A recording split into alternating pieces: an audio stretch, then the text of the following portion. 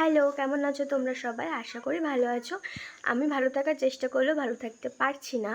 তো আজকের পর থেকে হয়তো একটু হলেও ভালো থাকবো। আমি আজকে তোমাদের সামনে কিছু কথা ক্লিয়ার করার জন্য এসেছি। প্রথমে যে কথাটা আমি ক্লিয়ার করতে চাই সেটা হচ্ছে, আমার কিন্তু এই ইউটিউবের ভিউজ বা ইউটিউবের টাকাতে সংসার চলে না। ইউটিউবে হয়তো আমি এসেছি খুব জোর 6 থেকে 7 মাস, তার বেশি নয়। তার আগেও কিন্তু আমি খুব ভালোভাবে সচ্ছল জীবনযাপন করতাম। তোমরা অনেকেই জানো এবং বেশি সবাই জানো যে আমার বহরমপুরে একটি বাড়ি আছে, এবং যতদিন আমি কলকাতায় ছিলাম আমি কিন্তু কলকাতার মতন শহরে 2 BHK ফ্ল্যাট নিয়ে থাকতাম। তো নিশ্চয়ই তোমরা বুঝতে পারছো সেই সময় কিন্তু আমার ইউটিউব ছিল না। আর আমার পরিবারও এমন নয় যে আমার টাকায় তারা খাবে বা আমার টাকায় কিছু করবে। এই ইউটিউবে আসার পর যেই কয়টা টাকা আমি ইনকাম করেছি, বা আমার কলকাতা থাকাকালীন আমি যে কাজগুলো করতাম সেখান থেকে আমি যে কটা টাকা ইনকাম করেছি, সেগুলো কিন্তু সবটাই আমি আমার জন্য রেখেছি। সেখান থেকে আমার পরিবারের কেউ একটা টাকাও নেয়নি বা খায়নি। আর একটা কথা বলি, আমার ইউটিউবে আসাটা, হ্যাঁ, আমার চ্যানেলটা কিন্তু আমার ছিল না, আমার মায়ের চ্যানেল ছিল। মা শুধুমাত্র শখে যে রিলসগুলো করতো সেগুলো ইউটিউবে আপলোড করতো, কিছু হয়তো ব্লগ করলো সেটা আপলোড করতো শুধুমাত্র শখে। আমার মা তখন এটাও জানতো না যে ইউটিউব থেকে কোনো রকম আর্নিং করা যায়।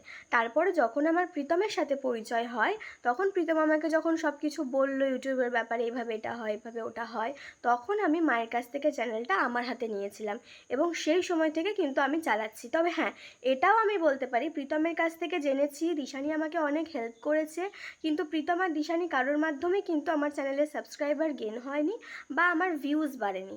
আমার যেটুকু ভিউজ হয়েছে বা যেটুকু সাবস্ক্রাইবার বেড়েছে, বা আমার যদি ইনকামের কথাও বলো, আমার ফার্স্ট পেমেন্ট বলো, ইনকাম বলো, সবটাই কিন্তু যখন বিট্টু আর আমি একসাথে ভিডিও করতাম তখন হয়েছে।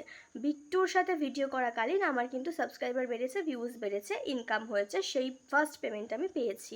দিশানি বা প্রীতমের থ্রুতে কিন্তু নয়। এটা স্বীকার করতে আমার কোনো লজ্জা নেই, আমি নির্দ্বিধায় এটা স্বীকার করতে পারি। এবার আমি সেকেন্ড কিছু কথা বলি, সেটা হচ্ছে, আমি যখন লাইভে আসি তখন কিছু মানুষ থাকে যারা হয়তো কেউ ভালো কমেন্ট করে, কেউ খারাপ কমেন্ট করে। আমার একটা স্বভাব আছে, আমার এটা খুব খারাপ স্বভাব, আমি এখন বুঝতে পারছি যে আমি সবার কমেন্ট পড়ি। আর আমার এটা খুব ভুল হয়েছে কালকে, যে আমার লাইভে এসে কেউ আমাকে, বেশিরভাগ জনই খারাপ কমেন্ট করছিল, আমি সবারটাই পড়ছিলাম। সেরকম হয়তো অন্য কারোর নাম নিয়ে কোনো কমেন্ট করেছে, আমি নাম করেই বলছি, আমি তো কোনো খারাপ কিছু বলছি না, আমি নাম নিয়েই বলছি। রিমিকে নিয়ে অনেকে অনেক খারাপ কথা বলেছে, হ্যাঁ আমার সেটা ভুল হয়েছে। আমি সেই কমেন্টগুলো, আমি কিন্তু নিজে কিছু বলিনি, আমি সেই কমেন্টটা রিপিট করেছি। সবাই যেহেতু মজার ছলে ইয়ার্কি ঠাট্টা করছিল, সেই জন্য আমিও মজার ছলে কমেন্টটা পড়ে হাসি ঠাট্টা করেছি। হ্যাঁ, এটা আমার ভুল হয়েছে। তাতে যদি রিমির খারাপ লেগে থাকে, আই এম এক্সট্রিমলি সরি। আমি এটা নিজের মন থেকে করতে চাইনি। আর রিমি যেই কাজটা করে সেটা আমাদের প্রফেশনের অনেক মেয়েরাই করে। আমাদের প্রফেশনের তো, আমরা তো এখনও পর্যন্ত পাকাপোক্ত আর্টিস্ট নই, তাই আমাদের প্রফেশনে প্রত্যেক দিন এই কাজ থাকে না। তো আমাদের অনেক এইরকম বান্ধবী আছে যারা হচ্ছে, যেদিন আমাদের ইন্ডাস্ট্রিতে কাজ থাকে না সেদিন ওরা ইভেন্টে কাজ করতে যায়। তো সেটা কোনো খারাপ কাজ নয়, আমি কোনো দিন কোনো কাজকেই খারাপ বলে বা নিচু বলে মনে করি না। আমার কথায় বা আমার কোনো ব্যবহারে যদি খারাপ লেগে থাকে তাহলে সরি। আর সেকেন্ড আর একটা কথা বলছি, দুটো দিদিকে মেনশন করে। তোমরা যে কথাগুলো বলছো আমার মাকে নিয়ে, আমার ফ্যামিলিকে নিয়ে, আজেবাজে যে ধরনের কথাগুলো তোমাদেরকে দিয়ে বলানো হচ্ছে উল্টোপাল্টা, তো আমি শুধু এটুকুই তোমাদের কাছে জিজ্ঞাসা করতে চাই, যে তোমাদেরকে দিয়ে এই কথাগুলো বলাচ্ছে তাকে একটু জিজ্ঞাসা করো তো, যে সে কি নিজে আদৌ আমার সব কিছু ব্যাপারে ঠিকঠাক জানে? আমার বাবা আছে কি নেই, আমার সংসার কিভাবে চলে, আমার মা কেমন, সেগুলো যারা আমার বাড়িতে সব সময় থাকে তাদেরকে জিজ্ঞাসা করো। আমি একটা ছোট্ট উদাহরণ দিয়ে যাই, যদি কখনো দিয়ার সাথে কথা হয় বা যে তোমাদেরকে এগুলো বলছে তাকে বলো যে দিয়াকে জিজ্ঞাসা করতে, দিয়া আমার বাবাকে দেখেছে কিনা। যে আমার বাড়িতে সব সময় থাকে সে তো নিশ্চয়ই দেখতে পাবে। আর আমার বাবা এখানে থাকেন না, অনেকেরই এরকম আছে যে বাবারা বাইরে কাজ করেন, বাইরে থাকেন, সবসময় বাড়িতে থাকতে পারেন না। আমার বিষয়টাও সেরকম। কিন্তু যখন আমার অপারেশন হয়েছিল, দিয়াও ছিল সেই সময়, এবং দিয়াকে জিজ্ঞাসা করলে তোমরা জানতে পারবে যে সেই গোটা অপারেশনের টাইমটা কিন্তু আমার বাবা ছিলেন। এবং দিয়ার যেহেতু সবসময় আমার বাড়ি থাকে, দিয়া আমার বাবার সাথে কথাও বলেছে, দেখাও হয়েছে, সবই হয়েছে, কিন্তু উনি এই সোশ্যাল মিডিয়া, উনি বলে না, আমার বাড়ির কোনো কেউই এই সোশ্যাল মিডিয়া একদমই পছন্দ করে না। ইনফ্যাক্ট আজকে সকাল পর্যন্ত আমার মায়ের সাথে মা আমাকে অনেক বকাবকি করেছে সোশ্যাল মিডিয়া ছেড়ে দেওয়ার জন্য। আমি বলেওছি আস্তে আস্তে আমি জিনিসটা থেকে বেরিয়ে যাব, কিন্তু কিছু দিদিরা আছে যারা আমাকে সত্যিই ভালোবাসে, তারা আমাকে ফোন করে বলে, বোনু তুই ইউটিউবটা ছাড়িস না। তো তাদের জন্য আমি হয়তো নিজের মতন করে ব্লগ দেব, নিজের মতন করে লাইভে আসবো, আমি আমার বিষয়টা নিয়ে শুধুমাত্র কথা বলবো, আর কোনো কিছু নিয়ে কথা বলবো না। আমার কোনো ইচ্ছা নেই, বিশ্বাস করে, এইসব কন্ট্রোভার্সির মধ্যে ঢুকে ইনকাম করার।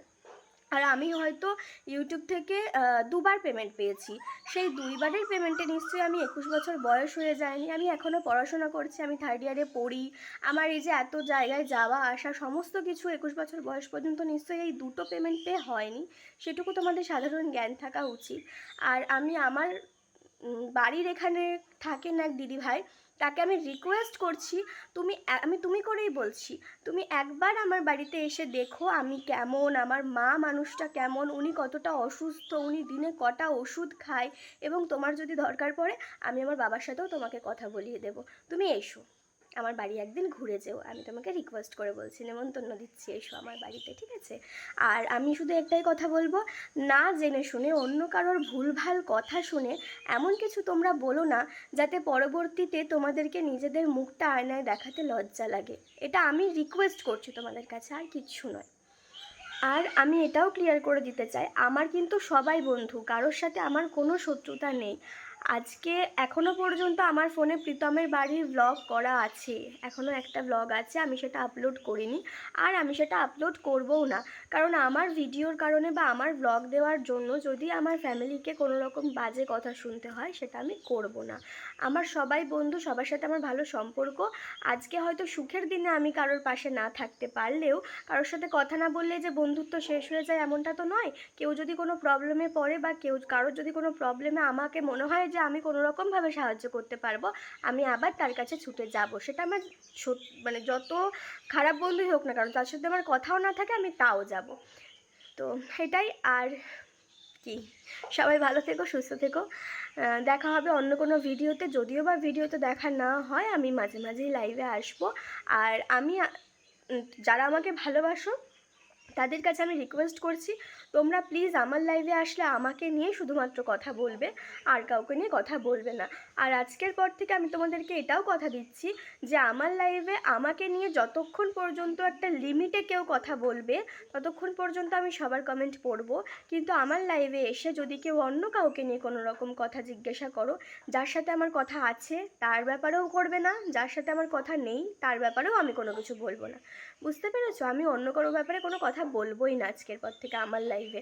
আর আমাকে যদি কেউ বাজে কমেন্ট করে, যতটা লিমিট পর্যন্ত আমার নেওয়া সম্ভব আমি নেব, না হলে আমি হাইড করে দেবো। আমি এটা পরিষ্কার জানিয়ে দিলাম, আমার যে খারাপ অভ্যাসটা ছিল প্রত্যেকের কমেন্ট পড়া, সেটা আমি আর করব না।